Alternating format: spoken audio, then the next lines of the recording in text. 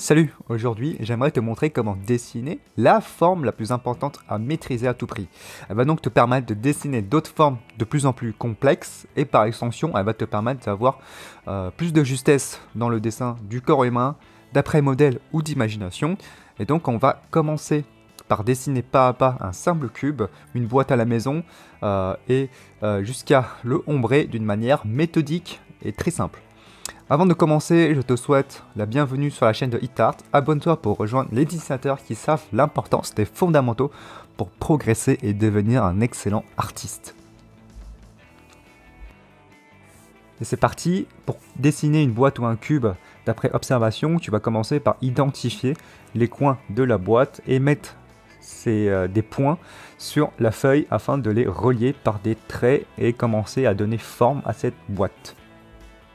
Et la difficulté de tout ça, c'est d'avoir les bonnes masses. Tu vois, par exemple, ma forme de la face au-dessus de la boîte n'est pas correcte, n'est pas dans la bonne perspective par rapport à ma photo, par rapport à mon observation de la boîte posée sur ma table. Par conséquent, il faut être rigoureux dans ces mesures et ne pas hésiter à faire des mesures de projection et utiliser ton crayon pour mesurer les angles et te poser la question si cette masse est comme je vois ou pas, ou s'il y a des différences de masse, etc., etc. Et de cette manière-là, tu pourras vérifier si tu as fait une bonne observation. Par exemple, si tu observes ta boîte comme ça, en fait, tu peux mesurer, tu peux prendre ton crayon, tu peux mesurer l'angle, comme ça. Vraiment, tu tends bien la main, évidemment, hein, avec la main, par exemple, ça c'est ton poignet. Et là, tu tends bien ta main, là c'est ton coude et là c'est ton épaule. Tu tends bien ta main avec le crayon ici, tu vois, et tu mesures l'angle de la boîte. En fait, essaie de mesurer, par exemple, aller pencher un petit peu comme ça, aller pencher comme ça, tu tends, tu mesures comme ça, et tu la rapportes comme ça. Tu vois ce que je veux dire? Et c'est comme ça qu'on trouve les angles. C'est pas une science exacte, mais c'est comme ça qu'on fait. Il n'y a pas d'autre moyen. Et donc, en fait, tu vois, mon erreur, ça a été que j'étais parti dans un angle trop plat. Ce qui fait qu'il fallait prendre un angle beaucoup plus haut. Et ce qui fait que ça change totalement la perspective. Il y a une autre manière aussi de mesurer la boîte, c'est en fait, tu fermes un œil. Tu as un œil qui regarde. Par exemple, la boîte, je te refais la boîte brièvement. Peut-être qu'elle est comme ça, tu vois, un peu déformée. En fait, tu te poses, par exemple, ce point-là, tu la compares à ce point-là. Et en fait, si j'observe bien, par exemple, tu mets une horizontale et ça te permet de voir que ce point-là est plus bas que le point en face. En fait, sur mon dessin, sur mon observation, ce qui fait que la différence, c'est que le point est plus haut aussi. Le point est un peu plus haut à ce niveau-là. Et ensuite, c'est très simple, hein. Il faut que tu as bien identifié les deux traits là qui sont à la base du cube, de la boîte. C'est très simple de rapporter et de relier les faces de la boîte pour faire la forme. Essayez d'avoir des traits très propres, très nets, hein, clairs, nets et précis, religieusement. Voilà, il faut idéaliser ça clair sur ce dessin-là parce que c'est très simple et enfin c'est une forme très simple. Donc prends bien ton temps à simplifier ton trait, à avoir un trait très propre et essaye aussi de donner des coups de traits assez larges. Et un dessin, essaye de dessiner la boîte sur toute ta feuille. Ici c'est du format A3, donc essaye d'avoir un cube de minimum 20 cm de large et vraiment ça va t'aider à dessiner de mieux en mieux. Ici tu vois, j'ai encore même corrigé la perspective et c'est très facile en fait de corriger parce qu'on est juste avec quelque chose avec quelques faces, tu vois, il n'y a que 3 faces à l'écran, donc prends bien ton temps à avoir un dessin juste et ne pas hésiter à recommencer.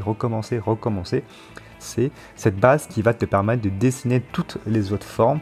Tu vas voir, c'est très simple après.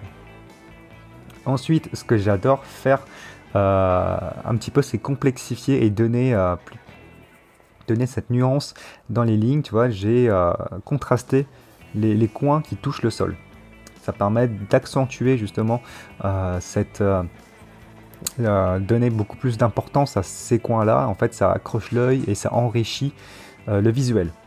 Ensuite, quand tu as bien dessiné le cube, indépendamment de l'ombre, tu vas dessiner les ombres comme à l'écran et tu vas comparer la distance des lignes entre elles et tu vas partir de là.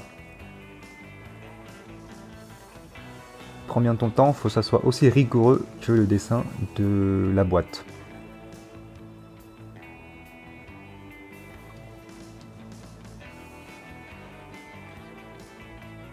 Voilà, tu vois, j'essaye d'avoir un trait très propre.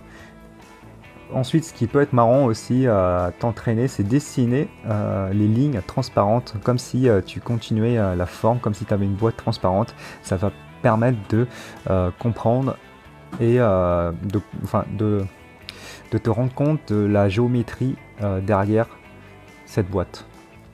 Et plus tu feras ça, plus tu auras ça dans ta tête, plus tu pourras mieux identifier les formes en 3 dimensions et mieux les percevoir, et ça sera beaucoup plus naturel à l'avenir pour toi.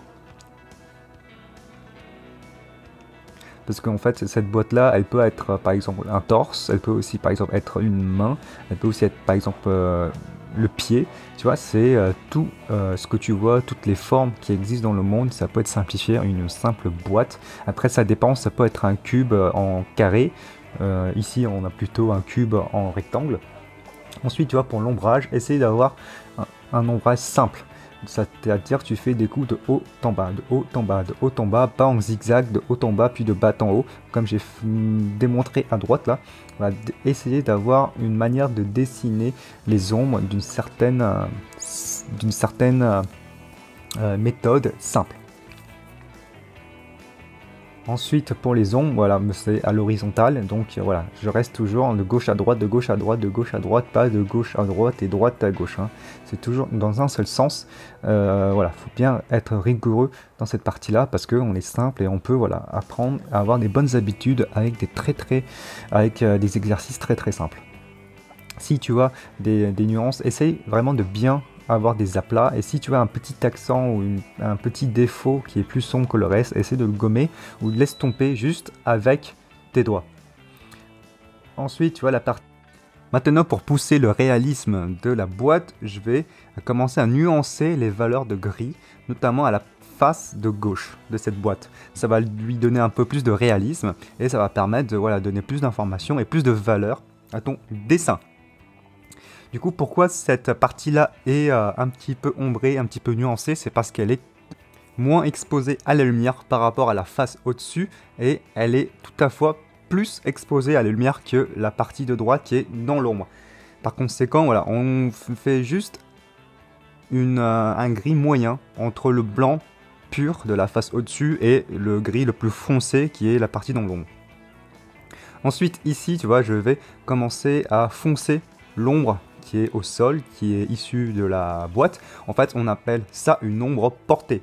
C'est-à-dire que c'est la forme de la boîte en 3D qui projette son ombre sur une surface. Et cette ombre, on appelle une ombre portée. Il faut bien savoir, ça c'est extrêmement important. Note quelque part, ombre portée, c'est une ombre qui est issue de la forme projetée sur une surface. Alors que l'ombre, tu vois l'ombre qui est à gauche et l'ombre qu'on a dessinée, sur la boîte, à la différence du sol, on appelle ça une ombre propre ou une ombre de forme.